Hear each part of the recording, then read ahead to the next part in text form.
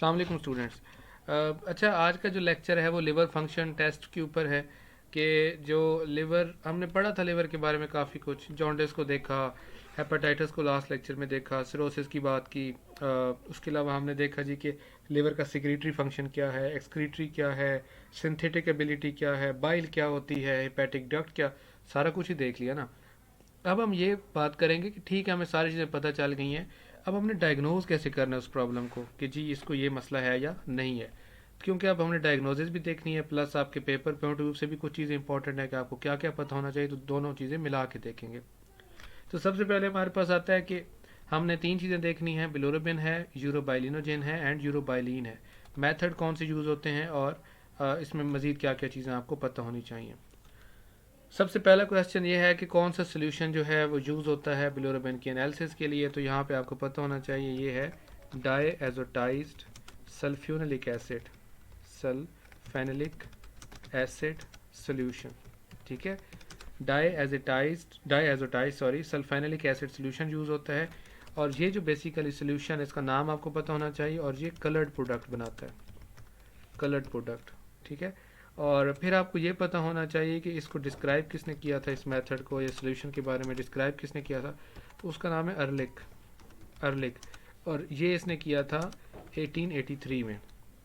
ठीक है, और इसने सैंपल कौन सा यूज़ किया था उस टाइम जब ये प्रोसेस किया था, तो वो यूरिन सैंपल था। Urine sample. ठीक हो गया, तो आपको ये पता होना चाहिए। उसके बाद एक और पॉइंट है कि ये जो डाई एजोटाइज सल्फ्यूनिलिक एसिड सोल्यूशन है, ठहरे मैं इसको कॉपी कर लेता हूँ यहीं से।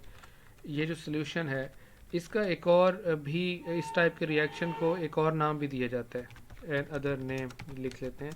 तो इसको हम कहते हैं classic diazotize sorry classic diazo reaction, classic diazo reaction का नाम इसे दिया जाता है। ठीक हो गया, तो ये बात समझ आ गई। आप ये नाम ज़रूर याद रखना है, एक ये सोल्यूशन का और एक अर्लिक का नाम कभी नहीं भूलना। ईयर का फिर भी इतना इशू नहीं है, लेकिन अर्लिक नहीं भूलना। ठीक है, नेक्स्ट पॉइंट। नेक्स्ट है जी कि accelerator use on serum samples in diazo reaction. तो बेसिकली ना 1913 में एक और शख्स है जिसका नाम है वेंडनबर्ग, वेंडनबर्ग। इसने सीरम सैंपल्स के ऊपर ये प्रोसेस अप्लाई किया। वैसे तो आप बिलिरुबिन के लिए सीरम सैंपल देते हो ना, ठीक है। सीरम सैंपल्स पे अप्लाई किया और इसने एक्सेलरेटर यूज़ किया, एक्सीलरेटर। और उस एक्सेलरेटर को जो है वो सोलुबलाइज़र का नाम भी देते हैं, सोलुबलाइज़र। ठीक है, अब इसके ऊपर हम आगे जाके बात करेंगे कि एक्सेलरेटर क्यों यूज़ किया जाता है और इसका पर्पज़ क्या है, ये ना यूज़ करें तो फिर क्या हो सकता है। उसके बाद नेक्स्ट क्वेश्चन है, क्वेश्चन बेस ही हम चलेंगे। Who use methanol solution as an accelerator in diazo reaction. तो इस बंदे का नाम आपको आना चाहिए। 1937 में इस शख्स का नाम है मेलॉय एंड, ये दो लोग थे बेसिकली, ई वी एलवन। ठीक है, एवलिन। ये दो लोग हैं जिन्होंने मेथडोलॉजी की कि ठीक है, हम मेथनॉल को एज अ हम एक्सेलरेटर या सोलबलाइजर जो है हमें यूज़ करना चाहिए। ये देखिए ना, जो इसकी बेस रखी है वो यहीं से आई है, अर्लिक से ही आई है। ठीक है, लेकिन फिर आगे इसमें मॉडिफिकेशंस हो रही हैं। इसको पहले तो यूरिन सैंपल पे देखा गया, फिर सीरम सैंपल पे देखा गया, फिर वो सोलबलाइजर की बात आ गई, फिर किसने एक्सेलरेटर जो है वो मेथनॉल को एज अ यूज़ किया इसमें डायज़ो में, तो उसका नाम आपको पता हो गया। उसके बाद नेक्स्ट है कि who use caffeine benzoate acetate solution. अब यहाँ पे इसको भी एज एन एक्सेलरेटर यूज़ किया जाता है, कैफीन बेंजोएट एसीटेट सोल्यूशन को। तो इसका नाम आपको पता होना चाहिए, 1938 में इसने किया था और इसका नाम था जेंड्रेसिक, जेंड्रेसिक एंड ग्रॉफ। इनका नाम था जेंड्रेसिक एंड ग्रॉफ। और इन्होंने कहा कि जो है हमें कैफीन बेंजोएट एसीटेट सोल्यूशन को एज एन एक्सेलरेटर यूज़ करना चाहिए। अब आजकल जितने भी मेथड यूज़ हो रहे हैं बिलोरुबिन को मेजर करने के लिए, तो उसमें ये जितनी भी मॉडिफिकेशंस आई हैं वो ज़्यादातर इन दो लोगों के ऊपर आई हैं। ठीक है, इन दो लोगों के जो बेसिक मेथड था उसके ऊपर जो है वो मॉडिफिकेशंस आई हैं। इरिटेट नहीं होना कि sir practical point of view से चीज़ें नहीं बता रहे और पता नहीं थ्योरी बता रहे हैं, अब लोगों के नाम ही बताए जा रहे हैं। तो ये भी ज़रूरी है, पेपर भी देना है ना, सिर्फ ये काम तो नहीं करना। ठीक है, अब इसमें थोड़ा सा ना रिएक्शन भी आपको पता होना चाहिए। ठीक है, कि आपके पास बिलोरुबिन है, ठीक है, बिलोरुबिन पिगमेंट, और ये सीरम में होते हैं, इन सीरम या प्लाज्मा में भी आप देख सकते हो, आर रिएक्टेड विद डायएजो रिएजेंट। आज मैं थोड़ा स्लो चल रहा हूँ, ज़रूरी है, ठीक है। और इसकी वजह से क्या होता है, resulting in the production of the purple product, ठीक है जी। और उस पर्पल प्रोडक्ट का नाम क्या होता है वो आपको पता होना चाहिए, उसका हम कहते हैं एजोबिलोरुबिन। एजोबिलोरुबिन याद रहेगा कि पहली बात है कलर क्या होता है और दूसरी बात है कि वो प्रोडक्ट कौन सी बनती है। और इसको जो है एजोबिलोरुबिन को स्पेक्ट्रोफोटोमेट्रिकली मेजर कर लिया जाता है, ठीक है, स्पेक्ट्रोफोटोमेट्रिकली, ठीक है। इसको जो है वो मेजर कर लिया जाता है। और उसके बाद आगे चलते हैं। अब इसमें एक चीज़ और आपसे पूछी जा सकती है कि जो आप ये मेजर करते हो, जो फाइनल कलर आता है ना, फाइनल, इतना ही पता होना चाहिए, पूरे रिएक्शन में जाने की ज़रूरत नहीं है, यहाँ पे प्रैक्टिकल चीज़ आपसे नहीं पूछी जा रही। जो फाइनल कलर है वो ब्लू कलर आता है, ठीक है। और इसकी जो आप एब्जॉर्बेंस लेते हो वो आप लेते हो 600 नैनोमीटर पे। ये बहुत इंपॉर्टेंट पॉइंट है, ये 600 वाला, ये पूछा जाता है आपसे। फाइनल कलर पूछा जाएगा, ठीक है। और एजोब्लोरबिन का कलर पूछा जा सकता है, पर्पल प्रोडक्ट होती है, उसको क्या कहते हैं, एजोब्लोरबिन कहते हैं। मैक्सिमम आपको ये 2-3 बातें ही पता होनी चाहिए, पूरा मेथड यहाँ बताने की ज़रूरत नहीं है खामा में, it is wastage of time. Next point है कि how conjugated bilirubin is measured from total bilirubin. Basically आपके पास ना आप एक तो टोटल बिलोरबिन देखते हो, ठीक है, और उसके बाद आप जो है वो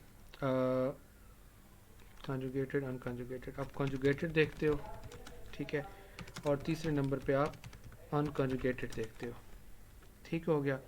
अब अगर आपने अनकॉन्जुगेटेड मेजर करनी है तो आप क्या करोगे, टोटल बिलोरबिन में से आप जो है वो माइनस कर दोगे कॉन्जुगेटेड को, उसको सब्सट्रैक्ट कर दोगे, तो इससे आपको क्या चीज़ मिल जाएगी, अनकॉन्जुगेटेड बिलोरबिन मिल जाती है। नेक्स्ट हमारा पॉइंट है कि व्हाट इज़ अनकॉन्जुगेटेड बिलोरबिन, ये क्या होती है। तो इसको आप कह सकते हो कि it is non polar and water insoluble, non polar and water insoluble substance, ठीक है, that is found in plasma, ये प्लाज्मा में मौजूद है, प्लस आपको ये पता होना चाहिए कि it is bound to albumin, ठीक है जी। जो अनकॉन्जुगेटेड होती है ये हम पहले भी डिस्कस कर चुके हैं कि इसने लिवर में आके कॉन्जुगेट होना है, वाटर सोलुबल होना है, तो इसको एक कैरियर कह सकते हैं, एक ट्रक है, एक गाड़ी है जो उसको लेके आ रही है, दैट इज़ एल्ब्यूमिन। उसके बाद ये होता है कि जो इसकी करेक्टरिस्टिक्स ऐसी है ना कि वाटर इनसॉल्युबल है, तो अनकॉन्जुगेटेड जो बिलोरबिन है it will only react with diazotized sulphonic acid solution in the presence of accelerator. इसको मैं ऐसे लिख लेता हूँ, accelerator is used for the measurement of unconjugated, indirect का वर्ड लिख लेते हैं, इनडायरेक्ट बिलोरबिन।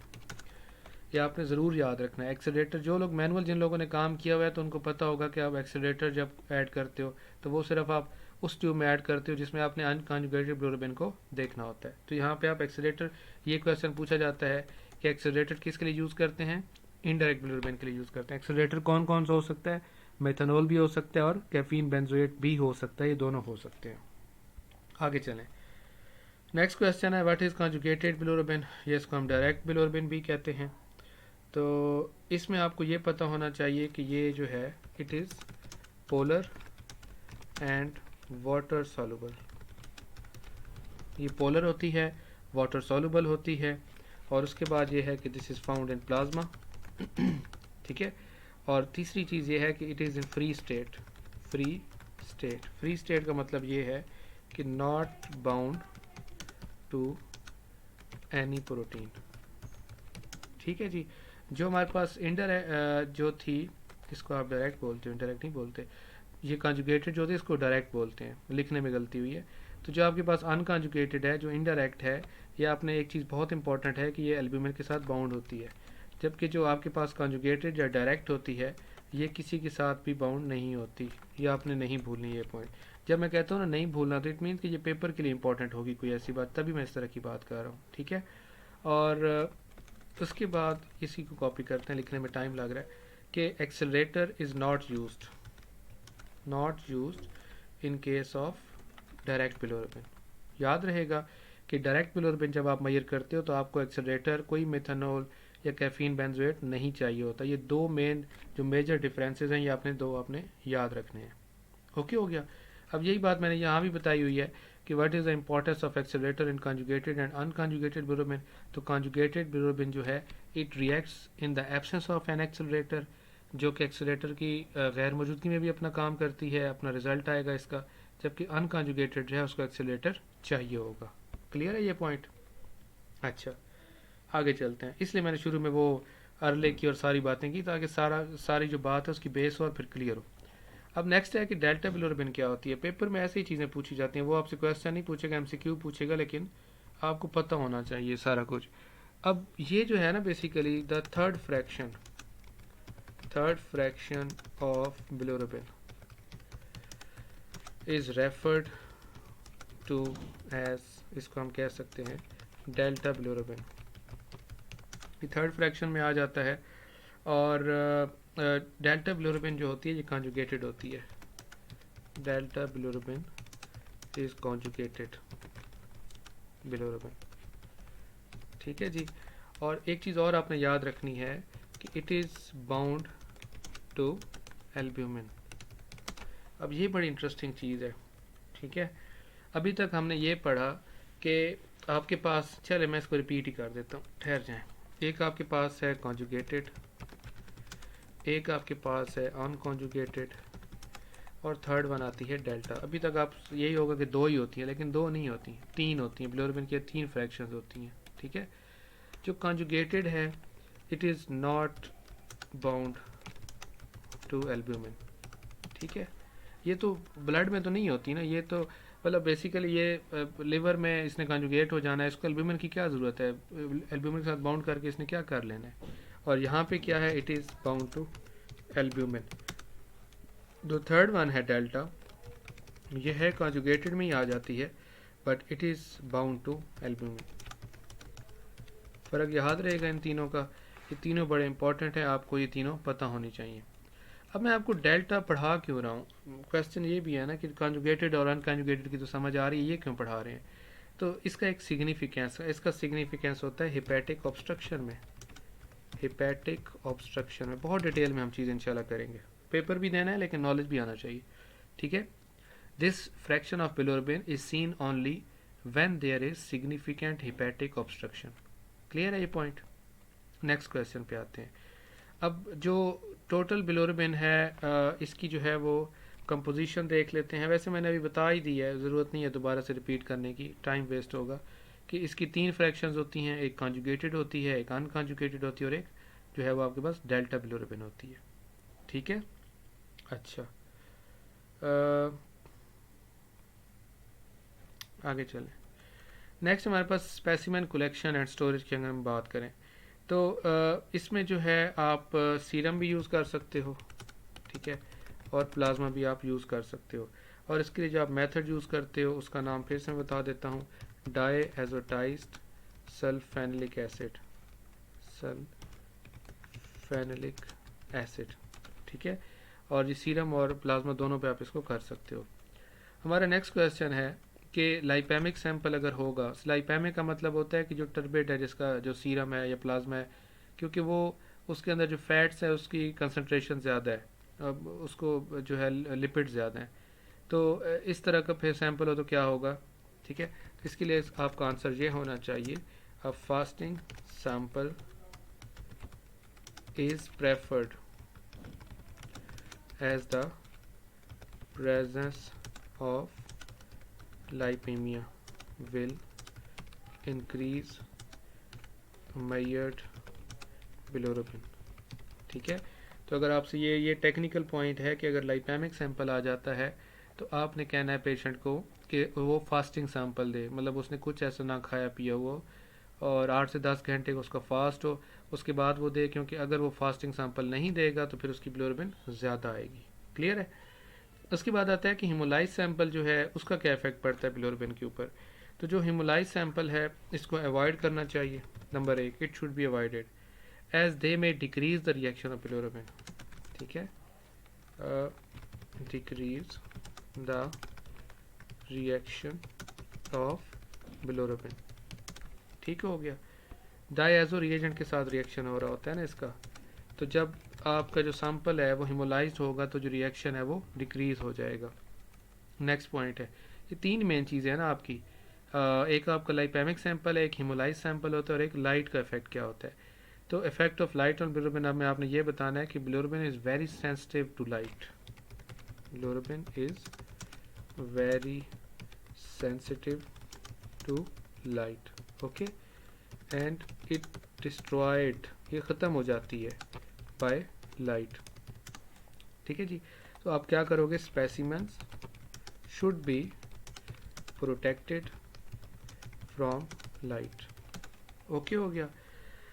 अगर आपने प्रोटेक्ट नहीं किया, इफ़ लेफ्ट अनप्रोटेक्टेड, अनप्रोटेक्टेड, तो इसका क्या इफेक्ट पड़ेगा कि जो आपकी बिलोरुबिन है, बिलोरुबिन में reduce 30 to 50%, 30% to 50% per hour. ये कुछ टेक्निकल पॉइंट्स हैं जो आपको पता होने चाहिए। ठीक है जी। तो हमने क्या क्या बात की, हमने कहा जी कि बिलोरुबिन के लिए आप कौन सा अर्लिक का मेथड शुरू में आया था, यूरिन सैंपल पे आया था, कैफीन बेंजोएट की बात की, मिथानोल की बात की। आप एक्सेलरेटर क्यों यूज़ करते हो, एक्सेलरेटर को सोलुबलाइज़र करते हैं, सोलुबलाइज़र भी कहते हैं क्योंकि सोलुबलाइज़र का मतलब है कि जो सोलुबल कर रहा है उसको कॉन्जुगेटेड फॉर्म में लेके आ रहा है, मतलब वो डिज़ोल्व कर रहा है। अब इसमें हमने फिर दो बातें और डिस्कस की कि आप जो बिलोरुबिन है उसकी कौन सी तीन फ्रैक्शंस होती हैं। एक को हमने कॉन्जुगेटेड कहा जो कि एल्ब्यूमिन से बाउंड नहीं होती, एक को हमने अनकॉन्जुगेटेड कहा जो एल्ब्यूमिन से बाउंड होती है, थर्ड वाले को हमने क्या कहा, डेल्टा बिलोरुबिन, जो कि जिसको कॉन्जुगेटेड भी कह सकते हैं लेकिन उससे थोड़ा डिफरेंट फ्रैक्शन होता है इसका क्योंकि ये एल्ब्यूमिन से के साथ बाउंड होती है। तो तीन हमारे पास आ जाती है। फिर हमने कहा जी कि आप सैंपल कौन सा लेते हो, सीरम भी ले सकते हो, प्लाज्मा भी ले सकते हो। फिर हमने कहा कि लाइपेमिक सैंपल होना चाहिए, तो फिर आप क्या करोगे, क्या मैयर्स लोगे अगर लाइपेमिक है तो आपने कहा जी फास्टिंग आना चाहिए हमारे पास, अदरवाइज इफेक्ट पड़ेगा, इंक्रीज आएगी बिलोरुबिन। अच्छा, अगर हिमोलाइज है तो इसको अवॉइड करना है आपने। अगर लाइट का इफेक्ट आ रहा है तो फिर क्या उसका इम्पैक्ट पड़ेगा, 30% से 50% पर आर जो बिलोरुबिन वो रिड्यूस हो जाएगी। ये पॉइंट भी क्लियर हो गया। ये बहुत टेक्निकल बातें हैं, इनको अच्छे से देखें। ठीक है। उसके बाद आता है कि जब आपका सीरम या प्लाज्मा आप सेपरेट कर लेते हो फ्रॉम सेल्स, ठीक है, सीरम, सीरम और plasma is separated from cells. ठीक है। तो अब इसको आप स्टोरेज करते हो, तो इसके लिए आप लिखोगे स्टोर्ड इन डार्क। क्वेश्चन भी यही है ना कि आप स्टोरेज कैसे करते हो। अब इसमें आपको दो बातें पता होनी चाहिए। पहली बात तो ये होती है कि मैं साथ लिख लेता हूँ, just a minute, it is stable for 2 days at room temperature. ठीक है कि ये रूम टेम्परेचर पे है वो 2 दिन के लिए स्टेबल रह सकती है। दूसरा आपने ये बताना है कि ये स्टेबल होती है, इट इज़ स्टेबल, बिलोरुबिन की बात हो रही है, for 1 week at 4 degree centigrade. ठीक है। ये आपने याद रखनी है दो बातें आपसे।